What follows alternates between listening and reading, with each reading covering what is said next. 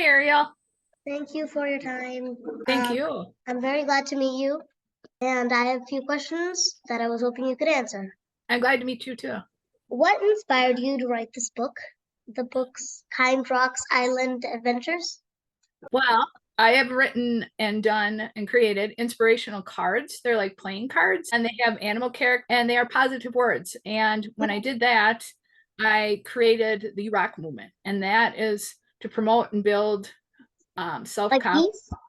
Yes, like those, self-confidence, and friendship. Yes, just like that. Yeah. So when I did that, do you like those? Yeah, very nice. My brother and sister wanted to create a new game where we had to choose our favorite animals and then we had to read it. And he doesn't know how to read yet, so it was helping him learn how to read it. Oh, that's great. Yes. So when I created those, and then I thought of rock people in our lives, like we all have people that inspire us and are strong for us. Mhm, And so that's how it all came. And then the story came about. mhm.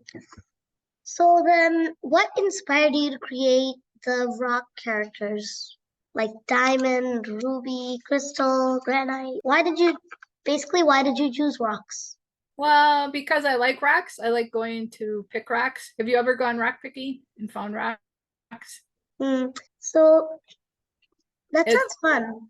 yeah, I like to go to Lake Michigan and pick rocks. That's where, they came from. I thought of that. And I just thought of the characters and kind of put them to real, because there really is a crust names to be in the Mm, book. yeah. So I love this lesson that you're teaching the readers about how to deal with bullies and how to be strong. Is there any particular reason why you chose that? Is it based on any like memorable experiences in your life? There always seem to be bullies. What can I do to try to change the world? And then I thought maybe if I do something, I can help children like you, kids like you, your age, and pass it on to you. Then you can pass it on to other people and maybe change the world for us. That's a wonderful message for readers. I think that's a wonderful message. So, how did you research and gather information for the story? Well, I just wrote from that. The ideas just seemed to flow, and they went on the paper, and each page just seemed to come out like the next story, and I could picture myself or the rocks in the story, so it just kind of happened. Mm, that's nice. So, how did you come up with the details for the story? Those the same kind of things, and I just thought of rocks on a beach and Rocky out there and his friends, and kind of put him in a human form because you could see all sorts of people, tall, short, skinny. So I did that with the Rocky characters and just kept going that way. And then I could imagine them doing surfing or building sandcastles, kind of a human form, and did the story that way. Nice. So, did you always want to be an author, or is there something else you want to be as a child? Well, actually, no, I love to read and I've worked in libraries. Sort of happened when I did the inspirational cards, and that led me to the book, writing the book. Hmm. I didn't never imagine myself writing, but I've never written or even thought about being an author. That it just sort of happened, and here I am creating books. I think your books are amazing, and it helps beginners start to read and learn. Oh, good, thank you. It's great. I love the colors you use for the book. It's very, very colorful. Oh, And thank you. like when you think about it, if you like go on, I don't know, the computer and you start posting on all those rocks, I would get pretty impatient. I wouldn't really stay and put all of them in. I really appreciate how you did all these colors and it's very, very colorful. I think a lot of little children would like that. Oh, thank you, because I enjoyed making them different colors too. So, did you face any challenges while writing these books? And if you did, then how did you overcome them? Yes, there's challenges all the time. You have to make sure. Well, I want a perfect book, and I don't know if it is perfect, but that's what you try to achieve.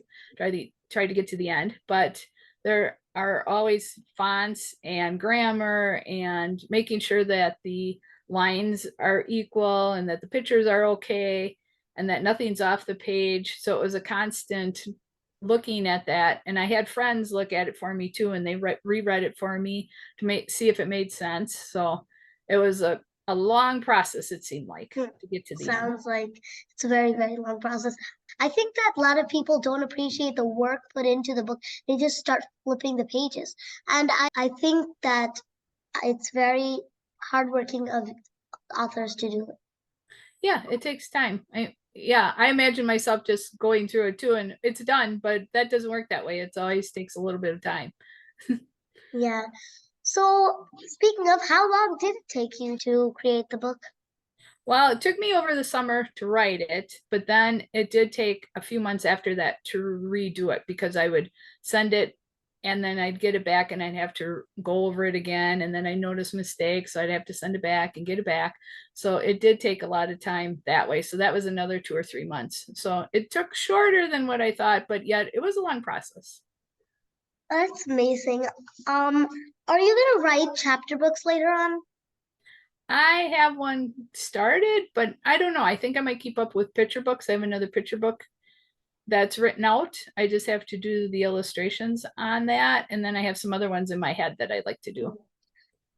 Do you do the illustrations yourself? I did the illustrations myself, and this time I'm not sure what I'm doing, if I'll do them myself or if I will find someone Well, to do them. compared to how very colorful and nice it looks, I think you should keep going your way. Oh, okay. Thank you. Love it very much. Yeah. So, if you could give kids one piece of advice when writing books, then what would it be?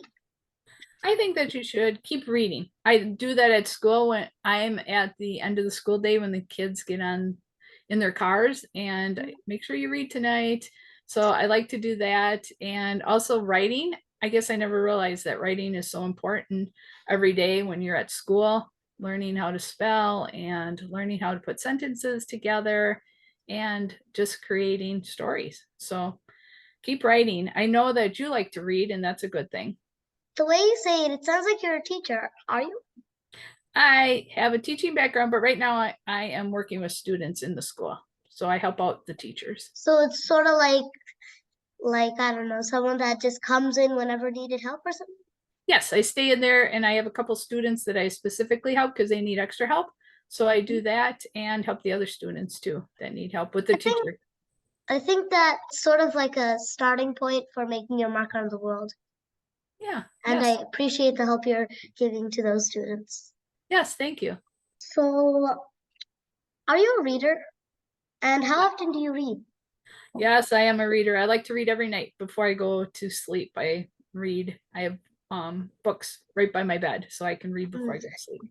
I do that too, but then my mom gets mad. Sometimes that happens. You're up later than you should be. What do you like to do for fun other than reading? Of course, everyone loves reading. Yeah. I like to swim and I like to bike are my exercises that I like to do and get out, Mhm. have some fun. That sounds amazing. So, if you could travel back in time and give your younger self one piece of advice, what would it be? That would be patience because you need to have patience when you are writing a book that it will take time and that you think you have everything right and no you don't, so you have to go back and change things and yeah, patience. You know what would be pretty cool? You could just have your entire book, take a copy, and give it to your younger self, and then she could just put it out there. That's right, that would be nice. That would make it a lot easier. Yes, a lot easier. So, what made you decide on the theme related to beaches and oceans? That was just, well, I pictured those rocks on a beach and ocean and could see them out there. And especially like out on an island, what would they be doing out there by themselves? Hmm. Just are rocks just sitting out there or what are they doing? That's pretty interesting. So maybe you could do one where a ship, a mysterious ship comes aboard there, and then they sneak on, and then they go to this trail, a mountain, and then they find other rocks. Oh, that's a great idea. I like that And one. then I don't know what happens. Yeah, well, I'll have to think about that. I like that idea. You can have for free. Okay, thank you. And I'll put you in there as dedicated to. Uh, so did you just write down the ideas as they came to your mind, or did you process them and see if you can get them better?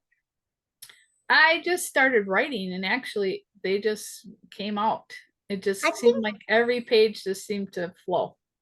I think that whenever an author writes, you should use that pencil and keep it with you because an author's pen, any pen or pencil or whatever it is, even if it's a computer, it's like a magical object. It just goes and they can't control themselves. That is true, right? It just keeps Yeah. writing, right? When is your book gonna come out? My next one, I'm not sure when I'll have the next one out, but I'm working on it. And I do have a flip book of Kind Rocks Island, Kind Rocks Island Adventures. It's a hard copy. One side is Kind Rocks, and then you flip it over, and the other one is Kind Rocks Island. So people can have two books in one. So I tried that. So that just came out. Oh, that sounds amazing. Yeah, so I've been working on that. So now I have to work on the other book that I'm writing. Thank you so much for your time. Yeah, thank you, Ariel. You rock.